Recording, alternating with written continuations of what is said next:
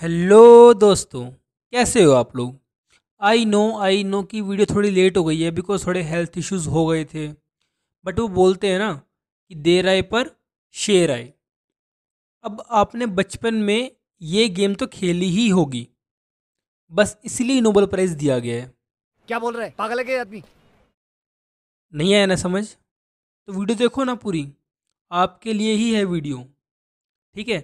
और अगर आप वीडियो को लास्ट तक देखोगे तो आपकी कॉन्सेप्ट क्लियरिटी भी हो जाएगी। ये साइको बिंग की गारंटी। ओके। अब इस साल यानी कि 2022 में इन तीन लोगों को नोबेल प्राइज़ दिया गया है केमिस्ट्री में। क्या क्या नाम है इनके? बैरी शार्पलेस को दिया गया है क्लिक केमिस्ट्री के फाउंडेशन रखने के लिए। मोर्टल मेडल मेडल को दिया गया है copper catalyse azide alkyne cyclo addition के लिए। और कैरोलाइन बर्टोजी को दिया गया है बायो ऑर्थोगोनल रिएक्शन के लिए। ठीक है। तो ये तीन नाम याद रख लेना आप लोग, और जो गवर्नमेंट जॉब की तैयारी करने वाले हैं वो तो इन तीन नामों को रट लो। ठीक है। अब मैंने क्या बोल दिया कि केमिस्ट्री, क्लिक केमिस्ट्री या फिर copper catalyse azide alkyne reaction, bio orthogonal reaction क्या है, ये सब बताऊंगा वीडियो में आगे आगे। ठीक है। तो आज की वीडियो में हम क्या सीखने वाले हैं? हम आज की वीडियो में सीखेंगे कि क्लिक केमिस्ट्री क्या होती है, इन तीन लोगों को नोबेल प्राइज़ दिया गया, वो क्यों दिया गया। बेसिकली इन तीन लोगों को नोबेल प्राइज़ अलग अलग चीज़ों के लिए दिया गया है। हाँ, उनका बेसिक जो है वो तो क्लिक केमिस्ट्री ही है, लेकिन उसमें भी अलग अलग क्या। और आज की वीडियो में आप जानने वाले हो कि कैंसर का ट्रीटमेंट कैसे हो सकता है क्लिक केमिस्ट्री से। ठीक है। और ये कोई हाइपोथेटिकल बात नहीं है, सच बात है जो कि रिसर्च में प्रूव हो चुकी है। ठीक है। तो वो भी हम जानेंगे कि कैंसर का इलाज कैसे कर सकते हैं हम, और कैंसर को ढूंढ क्यों नहीं पाती हमारी इम्यूनिटी। ठीक है। तो वीडियो में लास्ट तक बने रहना आप लोग। अब आपने बायोमोलिक्यूल का नाम तो सुना ही होगा, है ना? बताऊं क्या है वो मोलिक्यूल ऐसे मोलिक्यूल हैं जो लिविंग ऑर्गेनिज्म बनाते हैं। ठीक है जी। एग्जांपल भी दूं तो लो फिर, प्रोटीन, कार्बोहाइड्रेट या फिर न्यूक्लिक एसिड। ठीक है, ऐसे ही बहुत सारे। अब ये जो बायोमोलिक्यूल्स होते हैं ना, ये काफ़ी कॉम्प्लेक्स होते हैं नेचर में। और ये बनने की शुरुआत कैसे होती है? जैसे मान लो एक रिएक्टेंट है ना?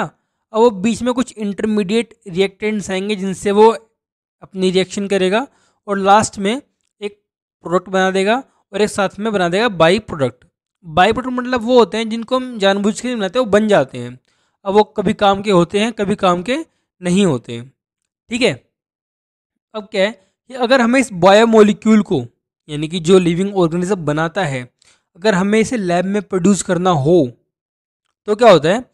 तो इसके लिए जो प्रोसीजर है वो कुछ ऐसा है कि एक तो काफ़ी ज़्यादा कॉम्प्लेक्स हो जाता है वो, और टाइम कंज्यूमिंग भी हो जाता है। जैसे एग्जांपल है एक मैरोपिनम, जिसको बनने में 6 साल लग जाते हैं। ठीक है। ये काफ़ी कॉस्टली प्रोसीजर भी हो जाता है। इससे जो बनता है ना प्रोडक्ट हमारा, वो लेस एफिशिएंट होता है काफ़ी। ठीक है। और इसको करने के लिए काफ़ी ज़्यादा एक्सपर्टीज़ की भी रिक्वायरमेंट होती है। ठीक है। तो अब जहाँ पे ज़्यादा एक्सपर्टीज़ की रिक्वायरमेंट होती है ना, तो इसका मतलब क्या है कि वो प्रोसीजर जो है वो ऑटोमेटिकली काफ़ी ज़्यादा कॉम्प्लेक्स हो गया। ठीक है। तो क्लिक केमिस्ट्री में क्या होता है कि ज़्यादा कॉम्प्लेक्स प्रोसीजर भी नहीं होता, कॉस्टली बहुत कम होता है, हाई एफिशिएंट जो बनता है प्रोडक्ट वो होता है, और इसमें काफ़ी ज़्यादा मतलब बहुत हल्की सी एक्सपर्टीज़ की रिक्वायरमेंट होती है, जितना कि नॉर्मल एक्सपर्टीज़ चाहिए होती है कोई भी रिएक्शन करवाने के लिए। ठीक है। वैसा नहीं कोई भी टिकटॉकर बना देगा रिएक्शन, ऐसा नहीं हो सकता। ठीक है। हाँ जी। तो आपने सुना होगा कि ये आवश्यकता ही आविष्कार की जननी होती है, यानी कि जहाँ पे प्रॉब्लम होगी वहीं से सॉल्यूशन निकलेगा। ठीक है। तो क्लिक केमिस्ट्री का आइडिया क्लिक हुआ बैरी शार्पलेस के माइंड में। ठीक है। कैसे हुआ अभी समझेंगे हम। देखो, in click chemistry chemicals are click together by using nitrogen and oxygen to form new molecules. निया है ना समझ? देखो समझाता हूँ कि क्लिक केमिस्ट्री में क्या होता है। जो केमिकल्स है ना, उनको हम नाइट्रोजन और ऑक्सीजन बॉन्ड की वजह से जोड़ते हैं, जिनसे नया मॉलिक्यूल बनता है क्लिक केमिस्ट्री में। ठीक है। एग्जांपल भी दूंगा अभी। जैसे कि आप स्क्रीन पर देख पा रहे हो, यहाँ पर सबसे ज़्यादा जो डिफ़िकल्ट काम होता है ना, वो ये होता है कि दो रिएक्टेंट ढूंढना जो कि इजीली फिट हो जाए, जैसे कार की सीट बेल्ट में फिट होते हैं ना, जैसे कि आप सीट बेल्ट लगाते हो तो क्या होता है, एक क्लिक की आवाज़ आती है, यानी कि वो फिट हो चुका है। तो वैसे ही दो रिएक्टेंट ढूंढने जो है वो बड़ी मुश्किल बात होती है। अगर एक बार आपने वो दो रिएक्टेंट ढूंढ लिए तो इसका मतलब क्या है कि अब आगे कोई दिक्कत नहीं है, अब क्लिक केमिस्ट्री आपकी हो चुकी है। यानी कि जो क्लिक था ना यहाँ पे, जो रिएक्शन करवाने के लिए सबसे ज़्यादा जरूरी था, वो चीज़ यहाँ पे हो चुकी है। यानी कि जो क्लिक केमिस्ट्री में रिएक्टेंट आपस में जुड़ते हैं ना, बहुत सारे बीच में इंटरमीडिएटरीज लेके और बाई प्रोडक्ट बनता है, उन सबको हटाकर आप सिर्फ दो रिएक्टेंट ऐसे ले लो जो कि बीच के सारे प्रोसीजर को ख़त्म कर दें। ठीक है, ये होता है बेसिकली क्लिक केमिस्ट्री में। आपको अभी भी ढंग से समझ में नहीं आया होगा शायद।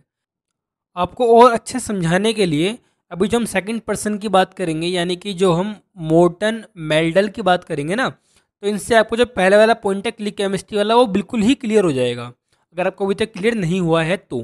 ठीक है, यहाँ पे मैं आपको एक एग्जांपल भी देने वाला हूँ।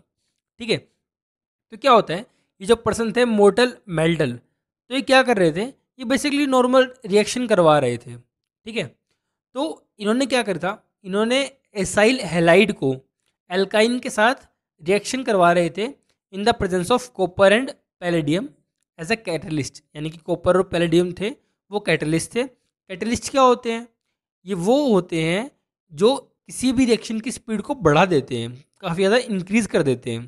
ठीक है, तो उन्हें लगा था कि जो हेलाइड एंड है ना, ये जो स्क्रीन पर दिख रहा है आपको, ये जुड़ेगा एल्काइन के साथ। ठीक है, बट हुआ इसका बिल्कुल उल्टा।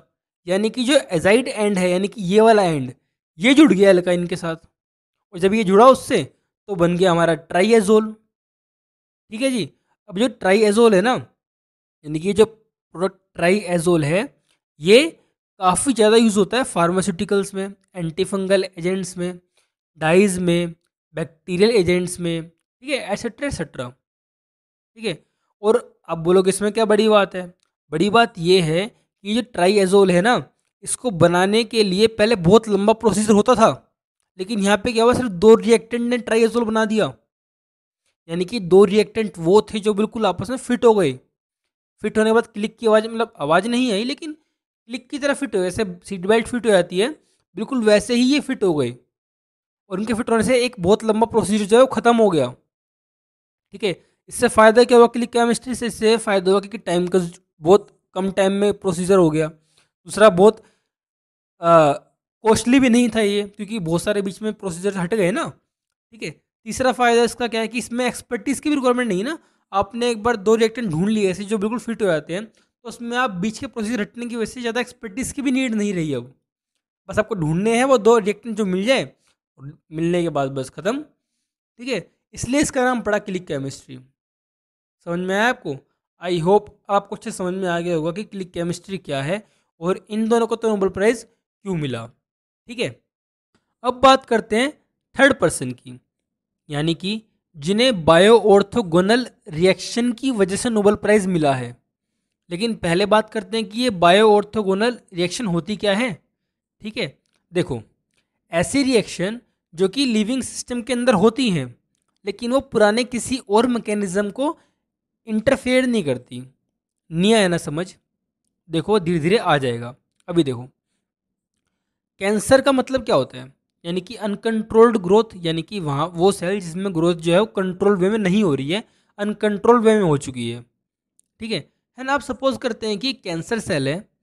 अब आपका अगला क्वेश्चन होगा कि हमारी इम्यूनिटी, यानी कि जो लिम्फोसाइट्स है ना, WBC वाले, वो ढूंढ कर इसे ख़त्म क्यों नहीं कर देते, इस कैंसर सेल को? ख़त्म कर दिया तो ना तो वो आगे प्रोड्यूस होंगे और ना फैलेंगे। क्वेश्चन तो अच्छा है आपका, लेकिन यहाँ पे बात ये है कि ये जो लिम्फोसाइट है ना, ये इसको ढूंढ ही नहीं पाते कैंसर सेल्स को। अब आप बोलोगे ढूंढ क्यों नहीं पाते? देखो, ये जो कैंसर सेल है, ये अपने ऊपर एक ग्लाइकेन की लेयर बना लेते हैं। ठीक है, अब इस लेयर से क्या होता है कि जो इम्यूनिटी है ना हमारी बॉडी की, वो उनको ढूंढ नहीं पाती, और वो उनको नहीं ढूंढ पाती तो जो सेल है वो बच जाता है। ठीक है, तो बेसिकली अब इन मैडम ने क्या करा है, यानी कि जो कैरोलिन बर्टोजी हैं, इन्होंने इस ग्लाइकेन को ढूंढ लिया है थ्रू क्लिक रिएक्शन। कैसे ढूंढा देखो, तो वो एक दिन रिसर्च कर रही थी ऐसे ही, ऐसे ही तो नहीं कर रही थी, मतलब जो कैंसर सेल्स के ऊपर ग्लाइकन को ढूंढने के लिए रिसर्च कर रही थी वो। ठीक है, तो उन्हें एक ऐसा मोलिकुलर हैंडल चाहिए था जिस पर वो फ्लोरोसेंट मोलिक्यूल लगा सके। फ्लोरोसेंट मोलिक्यूल क्या, ऐसा मोलिक्यूल जो कि ग्लो करता है, चमकता है।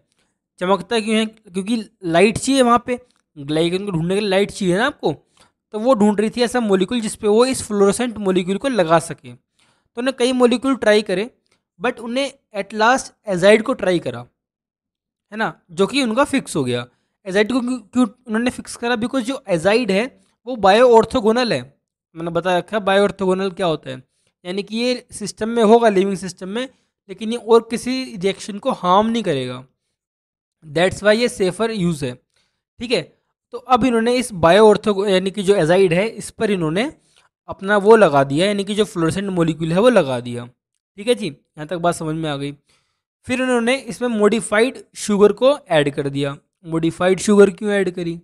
इसलिए ऐड करी ताकि वो सेल के अंदर जा सके आराम से। ठीक है, मॉडिफाइड शुगर ऐड हो गई। अब जो फ्लोरोसेंट मॉलिक्यूल था वो भी ऐड हो गया। ओके, तो अब इनको क्या चाहिए था? किसी मॉलिक्यूल से रिएक्ट करवाना था ताकि एंटीबॉडी बन सके। ठीक है सॉरी।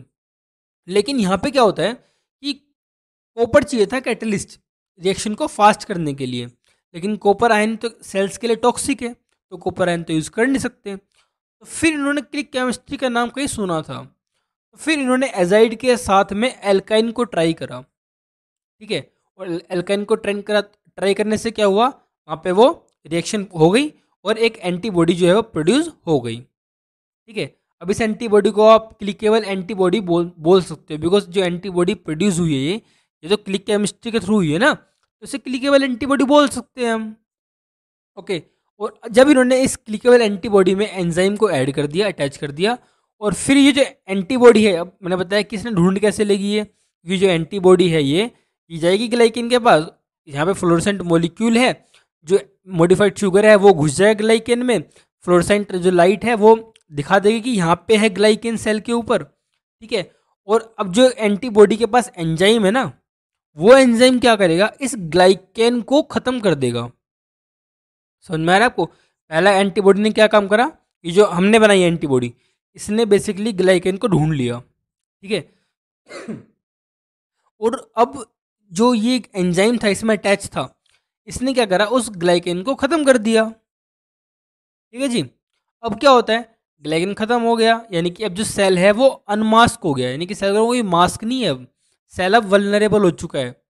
और जब सेल वल्नरेबल हो गया, यानी कि सेल को आप आसानी से ढूंढ लिया है, फिर तो हमारी बॉडी की एंटीबॉडी काफ़ी है, वो इसको ख़त्म कर देगी। ठीक है, तो ये थी हमारी आज की वीडियो। आज की वीडियो में हमने देखा कि किस तरह से इन 3 जो पर्सन इनको नोबेल प्राइज़ मिला। ठीक है, और क्यों मिला, शायद आपको कॉन्सेप्ट भी क्लैरिटी हो गई होगी क्लिक केमिस्ट्री क्या होती है, और कैंसर का ट्रीटमेंट कैसे पॉसिबल है इस क्लिक केमिस्ट्री के थ्रू। ठीक है, बाकी अगर कोई डाउट है आपका तो पूछ लेना कमेंट बॉक्स में। कमेंट बॉक्स खाली ओपन है आपके लिए और खाली भी है, वैसे खाली भी रहता है ये। ठीक है, बाकी मिलते हैं अपने नेक्स्ट वीडियो में, तब तक के लिए जय हिंद।